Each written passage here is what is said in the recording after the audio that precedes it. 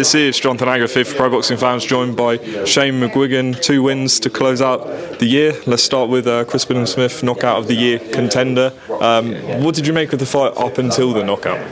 Listen, it was a competitive fight. Armend was a strong bloke. He was a dangerous right hand. It was something that we'd planned.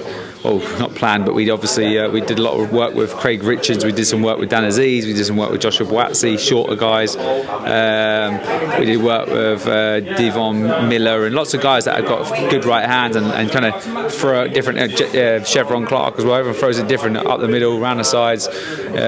Craig throws it straight, and all the way through camp he wasn't getting caught with the right hand. And second round in he gets caught with a great shot, but he nodded and acknowledged it straight away. I think a lot of people, if they're properly buzzed, they good. Well, I'll go in 2 seconds. Yeah. All right, mate. Sorry. If they're properly buzzed, they don't recover quickly. They stay hit, as it were. But he literally got dipped and he came straight back. But he had to then be extremely cautious, moving forward, because the guy had waited, especially at the end of the shot, dropped his base and let him fall in, got back on his jab.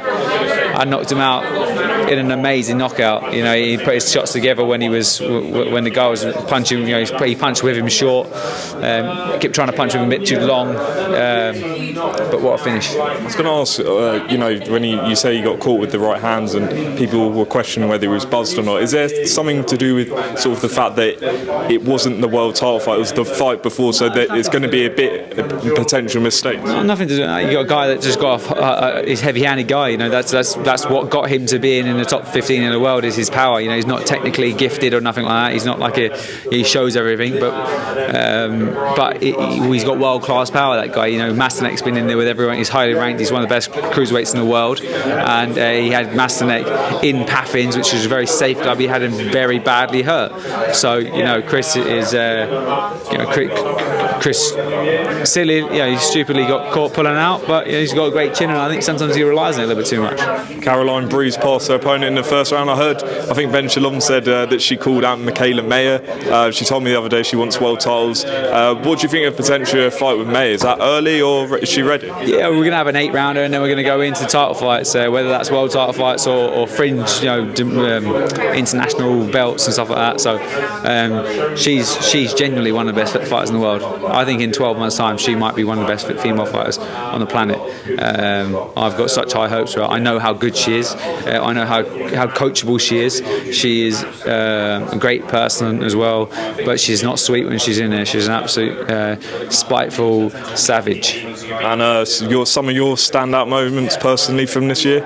In terms of fights you've been a part of? Yeah, look, Caroline's had 5 fights, Hassan's had 5 fights, Caroline's broke through, Hassan's had a good year as well, Adam Azim's had a fantastic year, Ellie Scotney's won a European title, Chris Billam-Smith defended his a couple of times, he's about to fight for a world title, headlined twice at home, Lawrence Coley's defended his world title, Daniel Dubois won a WBA regular title. It's been a great year.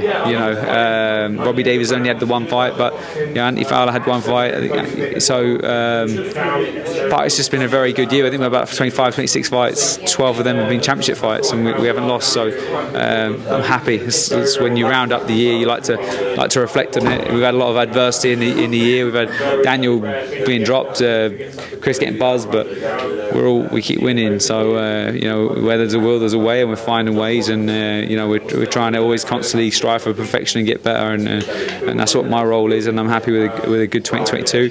We're going to be having Chris fighting for a world title in 2023, Ellie Scotney fighting for a world title early 2023 as well. It's going to be a big year, and I think there's going to be a breakthrough with Adam and Caroline as well, for sure. And just lastly on Daniel Dubois, was ordered to fight Alexander Usyk. We think sort of the undisputed fight's going to happen. I mentioned that. I spoke to one of his pro boxing fans, right? Yeah. My bad. So no worries. You can. I actually put a clip out on that. So I think you might have. Yeah. No worries. All right. Just big things for Daniel next year.